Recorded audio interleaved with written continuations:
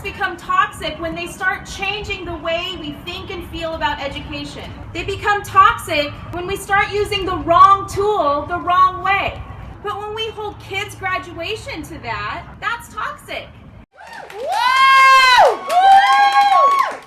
I am so excited and really sad that I went behind that. This is what we're here for, is those awesome students that just danced right there. They did that, and just imagine if they were stuck on the data of the testing, they wouldn't have had the self-esteem or confidence to be able to get out there. You don't have to bring that too far. No, I'm sorry. I'm here today not only as the office manager of Renton and all of the above, I'm here also as a parent. So I'm going to talk to you about a parent, being a parent, and then also, can you hear me? Really? Okay, I'm going to talk to you as a parent, and then I'm also going to come to you as listening. You're going to hear a testimony of some of my ESPs, classified employees. As a parent, I have two daughters. There are two different types of daughters. One of them was going to pass every test you gave her anyway.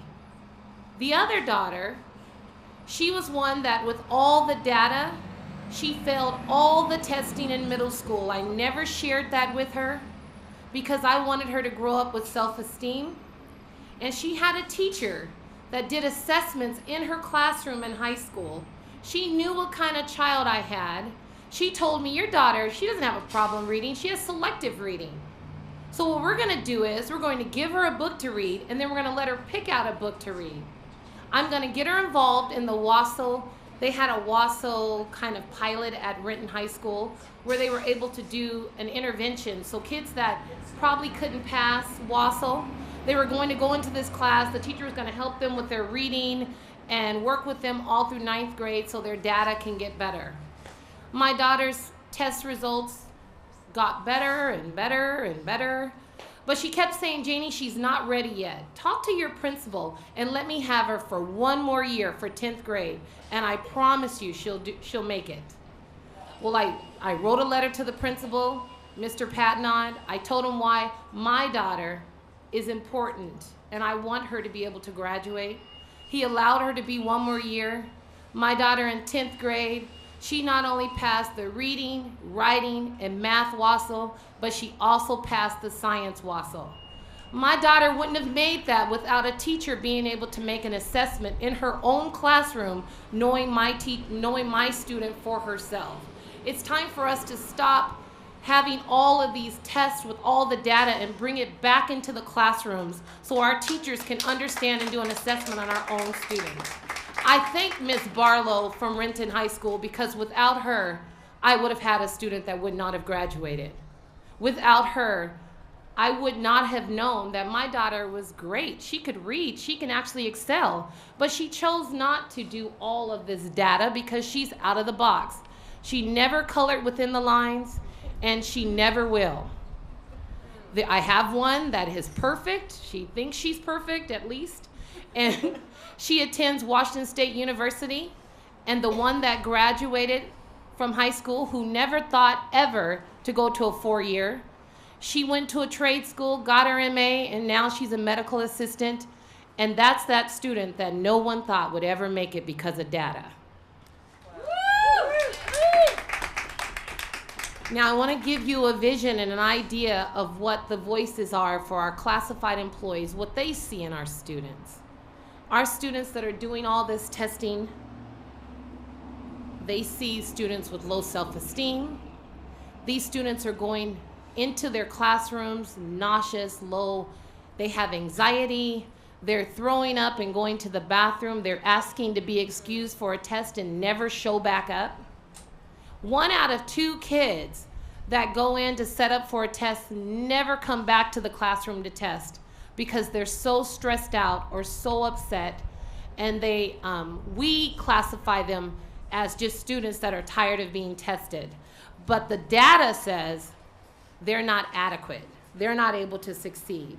We have to deal with these students on a daily basis, but our classified employees, they're missing their breaks and their lunches.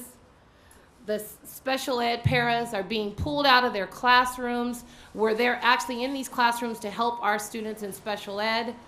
They're getting pulled out so they can actually relieve the teachers and walk the students into going into the bathrooms with testing.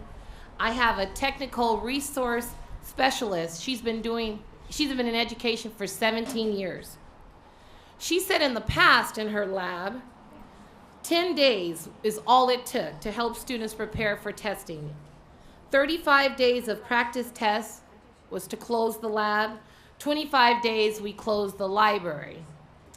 The classroom with labs, there are classrooms that they have labs in them. They actually take these computers from these kids and set them up in another room, so they're taken out of their classroom just to set up for all these testing. I'm gonna give you some really deep data before I leave. I want you to know for now, it takes this technical specialist 40 hours just to set up for the testing. It takes 3 to 4 hours of meetings just to be able to work with staff and IMS systems just to get it set up for testing. It is 2 hours of creating a practice schedule test for the students, 28 hours of other labs that she has to set up for, that she takes into other classrooms for the kids to take testing. For mandatory middle school testing, I want you to understand this. This is what we've been talking about for data.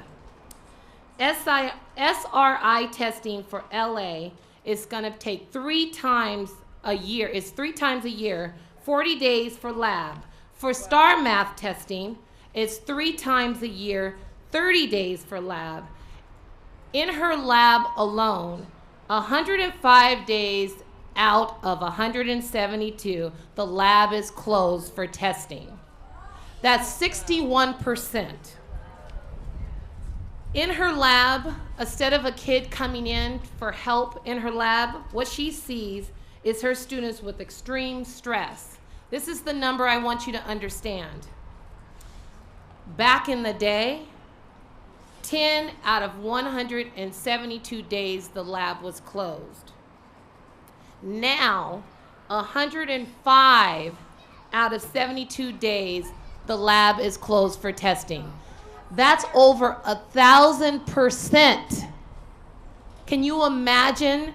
Our kids are spending their whole time in school just for testing.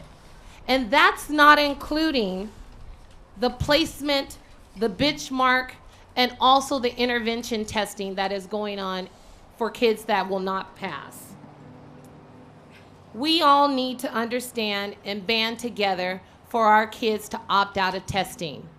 As we did the demonstration along here that didn't pass, that would have been my daughter.